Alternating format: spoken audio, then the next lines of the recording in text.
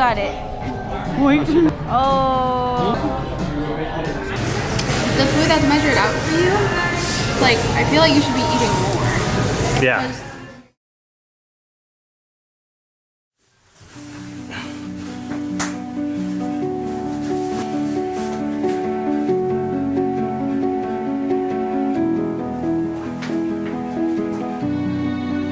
I'm going to start a body recomposition.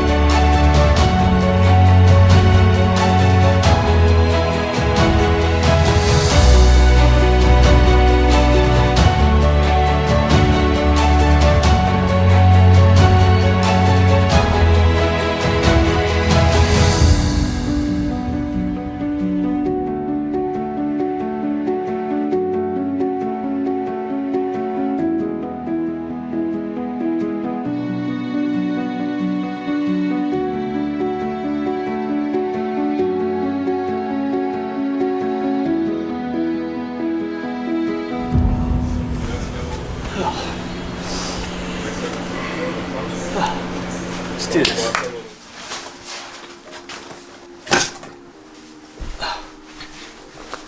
So it's been 4 years since I began my body recomposition journey from skinny fat to fit, and that sounds like a lot of time, but in the grand scheme of things, it really isn't. If there's anything that I've learned since starting my fitness journey, it's that it never ends. You only have goals that change over time. What begins as a journey to get shredded and aesthetic and get that six-pack suddenly turns into a journey to get big, bulky, and strong. And that's okay. There's so much that you guys didn't see that I tried to put into the 2 minutes as possible, but it's just impossible to share every single hiccup and triumph that I've had along my own fitness journey. But regardless of your goals, the 3 tips I'm going to share with you for your body recomposition are things that hopefully you can take away and apply to your own lifestyle and journey. Now, I understand we all live different lifestyles under different circumstances, and that's okay. If there is something I do want you to notice from the first 2 minutes of this video is that I managed to not only lose the weight, but keep the weight off as well. And I hope that's something that you can do for you because, again, this is a long run game. It doesn't end. I hope that you don't just lose the weight and lose the fat and get your dream body, but you also maintain it and you keep it. This game doesn't end, and a beautiful book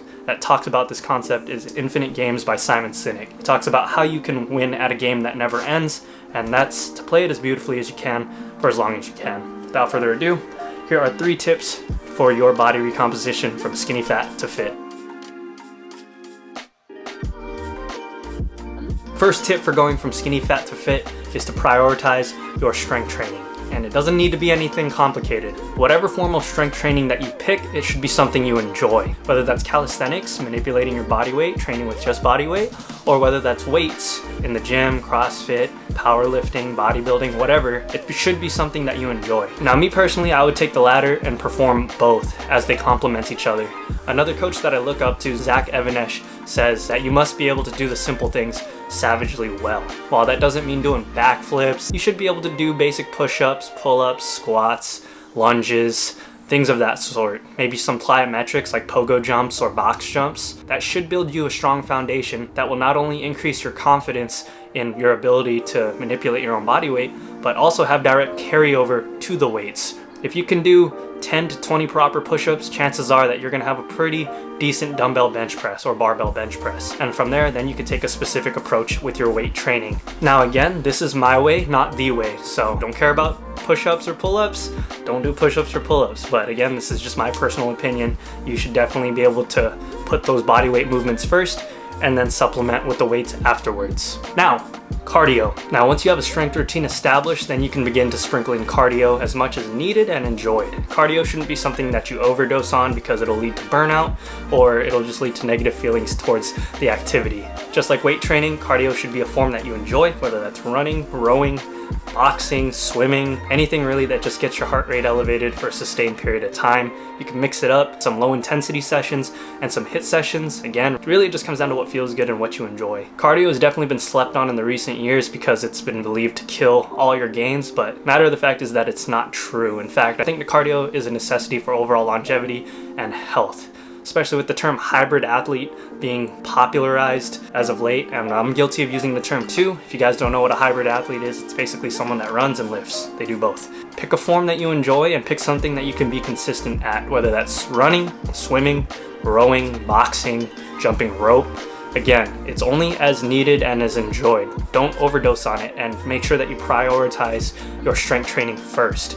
And if you genuinely like to run and you want to run more, run more. But if you're already on that edge of thinking that cardio is going to destroy you and you have negative feelings towards it, you might just be doing cardio once a week and it might be 20 minutes, but that's that consistency that we are after. And if you don't feel like doing it, it's something that you just got to get done, and it'll build that discipline and that character that you need to transform your body. Part of change is the challenge of enjoying something that you normally hate. But do you hate it because you're not good at it? And if you're not good at it, how do you get good at it?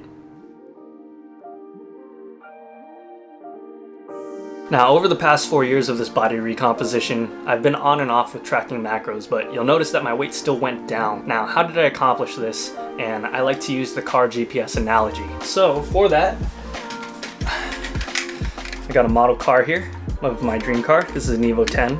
I will own this one day, but the GPS car analogy. So tracking macros, it's like using a GPS in a car to get from A to B, right? You're gonna plug in the address to your GPS. It's gonna tell you how long it takes to get there. It's gonna tell you where there's traffic and any alternate routes that you need to take to get from A to B as efficiently as possible. Now that's tracking macros. That's inputting your numbers, your carbs, your fats, your proteins, and then calculating what's needed so that you know how much weight you're going to lose in X amount of weeks or months.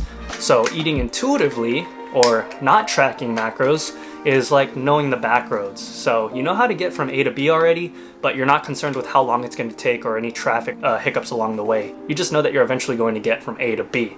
Now that would be eating intuitively. You're not in a rush to get from 200 pounds to 150 pounds. You just know that you're eventually going to get there. And each strategy has its strengths and weaknesses. I would recommend starting with tracking macros, even if it's only for 2 weeks or a month. That's specifically just to know what enough looks like. And it's really hard to know what enough looks like if you've never seen it before. You'll be surprised how easy it is to undereat or overeat. Once you get into the groove of things and you start learning what portions look like for yourself, then you can begin to relax off of tracking so much and eat more so intuitively based off of feeling and fullness. But all of this relies on 3 dietary guidelines that I follow to make it as simple as possible. And this could be done with or without tracking macros. So the first guideline is to prioritize your protein intake.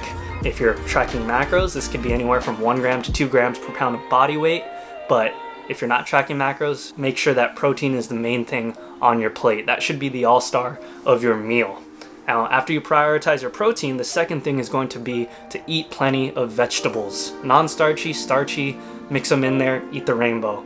I always like to make sure that I'm eating a variety of vegetables so that I'm covering not just my macros, but my micros as well, getting my vitamins and my minerals in there. All the fiber from those vegetables will also keep you fuller longer, help out with your digestion. And then the third guideline being to recognize eating for emotion versus eating for fulfillment. Let me be the first to say that food is definitely more than fuel. It's enjoyment, it's community, it's culture.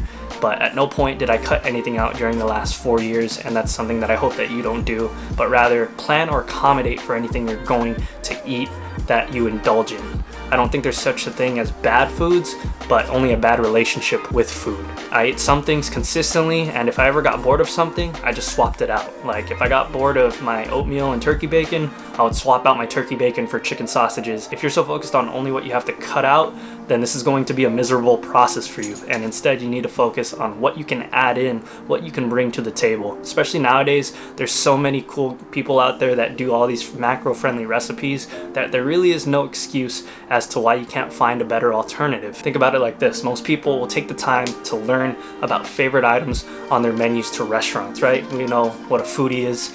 Those are people that literally travel out and find good food at different restaurants to try to see what they like. Now, why can't we do the same thing in our kitchen, right? We should have a go-to grocery list for our kitchen the same way that we have a go-to item at McDonald's. And I'm not dissing McDonald's. McDonald's is great, but the effort that you put into finding great foods that you like to eat outside at the restaurant, going out to eat, is the same effort that you need to put in going to the grocery store. And guess what? It's going to take time. That's the biggest thing. It's going to take time. Just like in the gym, how it took you time to learn form and to learn etiquette, to build up the confidence to get in there. It takes time to build up the confidence and learn what is good for you, what you enjoy when going to the grocery store. By focusing on what I could add in versus what I needed to cut out, I was able to shift my relationship with food and find a balance between fueling my enjoyment and fueling my lifestyle. Just full transparency, no lies, I would definitely taper my macros. Anytime I had a trip coming up or I knew I was going to be filming something for Instagram or for YouTube, I would definitely hop back on macros a couple weeks before just to get my looks dialed in. You guys would probably do the same thing if you had a trip to Hawaii or something coming up, and that's normal, you know? But the point is that you use macros as a tool and not an end-all be-all. Macros is not needed for everyone, and it's not suggested for everyone. But if you enjoy tracking macros, track macros. If you want to start with intuitive eating, start with intuitive eating. And that's what's so beautiful about this. Just like your fitness journey, your nutrition's truly independent, and it's all about knowing your personal strengths and weaknesses. There's so much to learn about yourself, and by doing so, you can conquer your bad habits so that you never have to go on a diet again.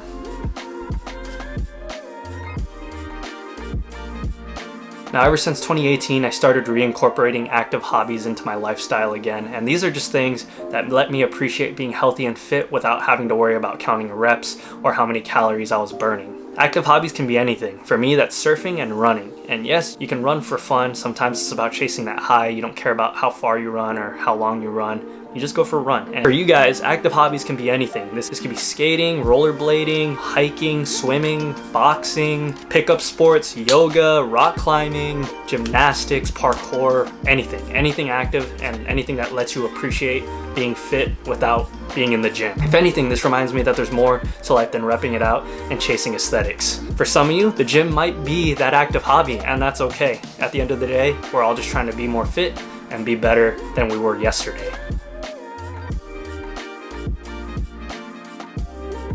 But that about does it. That's what my past 4 years of going from skinny fat to fit looked like. That's what my fitness journey is looking like right about now. Just a quick recap. The first one being to prioritize your strength training and sprinkle in your cardio as needed and enjoyed. The second one being to eat to fuel your lifestyle. Prioritize your protein. Eat a lot of vegetables. And recognize eating for emotion versus eating for fulfillment, right? It's not about what you can cut out, but what you could add in. What can you swap and what can you enjoy so that you never have to say that you're going on a diet again. This is a lifestyle change, a habit change, not just a 4 or 6 week change. And then the third thing being to find an active hobby that you can enjoy outside of the gym, whether that's going for hikes or walks, whether that's skating, surfing, anything active, pickup sports. Find something that you can enjoy that doesn't make you worry about counting reps or burning calories. Just get out, be active, and live your life to the fullest. It's not perfection that you're after, but progression. So don't get so caught up in trying to make everything perfect, but rather being consistent and then progressing from there. 3 words I like to live by is eat, lift, and live, so that you can eat well, to train hard, so that you can live easy. Your body recomposition is just a journey to learn about yourself in the gym and in life. An opportunity to build discipline, establish a new routine, and create a new you. My next goal this winter is going to be called the winter build, and essentially it's a lean bulk. It's how I wish I would have done it back in 2018. So hopefully I can take you guys along for that journey, because I'm going to be trying to go from 165 back up to 180 so I can build strength, maybe add on some extra mass to these noodle arms. But the difference is that this time I'll be maintaining the other part of my life that is not in the gym, so I don't get so caught up in the weights. But if you made it this far in the video, I just want to thank you guys for watching. Be sure to leave a like, subscribe, and comment down below, as I love hearing your transformations or your current progress in your transformations. I think it's very inspiring to hear from you guys, and it makes me want to get after it even more. So yeah, that's it for this video, guys. Until the next one, I'll see you guys later.